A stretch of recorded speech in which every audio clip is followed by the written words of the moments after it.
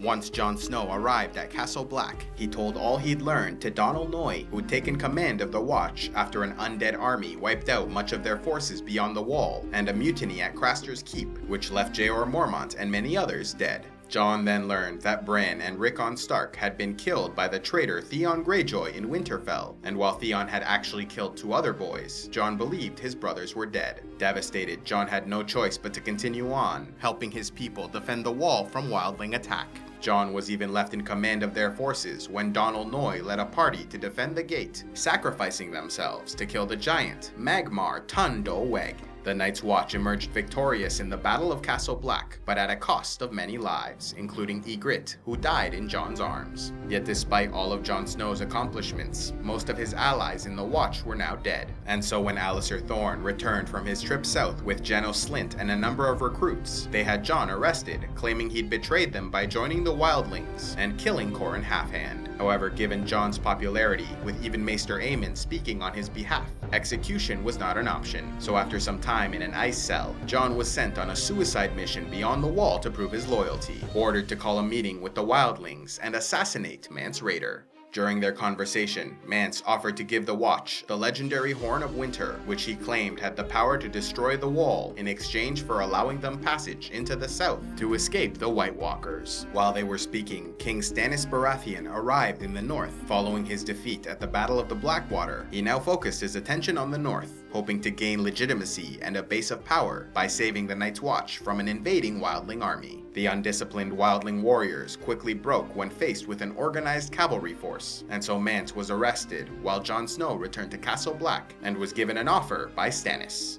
In exchange for bending the knee to the one true king of Westeros, Jon would be named a legitimate son of Eddard Stark and given the lordship of Winterfell when they took it back from the Boltons. Jon was greatly tempted by this offer, but ultimately refused to abandon his vows and stayed at the Wall. Further, thanks to the political maneuvering of Samwell Tarly, Jon Snow was elected 998th Lord Commander of the Night's Watch, chosen as a compromise candidate by rival factions. Although Lord Commander Snow was grateful to Stannis for his help, allowing him to remain at the Wall for a time to house his men, Jon refused to commit fully to Stannis, claiming that the Night's Watch must continue to remain neutral in the wars of the South. He does, however, offer some personal advice, telling Stannis to seek support amongst the mountain clans of the North, who had a great respect for Eddard Stark and would be honored by a visit from a king. Fearing the plans of the king's Red Priestess Melisandre, Jon sent all those with king's blood away, with Maester Aemon and Mance Rayder's newborn baby traveling south to Old Town, alongside Samwell Tarly and the wildling girl Gilly. Jon then worked with Melisandre to hide the identity of Mance Rayder, who they sent on a secret mission south to rescue Arya Stark, who was rumored to be at Winterfell. However, in truth, the girl was Jane Poole, an old friend of Sansa, who was posing as Arya. In order to keep this secret, they burned the wildling Rattleshirt while he was glamoured to look like Mance Rayder. In the south, rumors about Jon Snow were making their way to the capital. Before the death of Robb Stark at the Red Wedding, he named Jon his heir, but having been killed soon after, few ever learned of this decision. In King's Landing, Cersei Lannister and her people devised a plan to send 100 infiltrators to the north to assassinate Jon Snow, but her plans fell apart before she could even begin. In the north, Jon took bold actions to prepare for winter and the coming war. He recruited wildlings into the Watch, appointing some to positions of authority, began repairs on ruined castles, sending men to man the Wall in as many areas as possible, organized supply routes, negotiated a loan with the Iron Bank,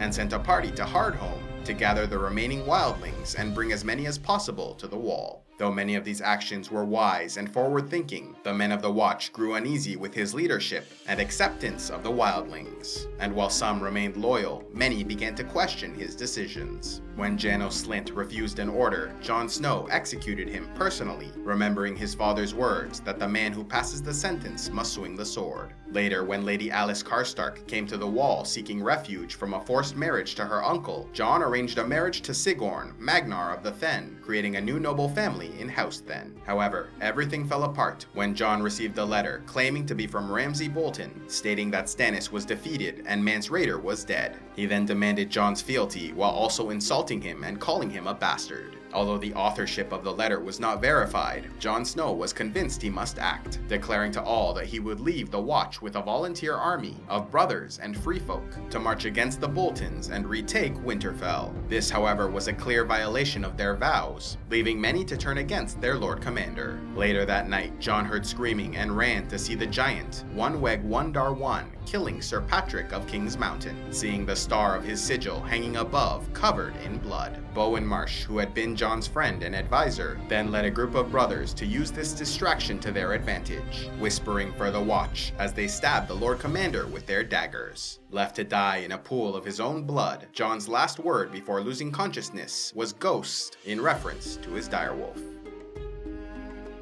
A special thanks to all those who contribute to CivilizationEx, like Soul Medical Guide, Amethyst Honeywine, and Jake the Red Fury. If you would like to help CivilizationEx, click on the Patreon link, and please be sure to like and subscribe, and click on the links to see more.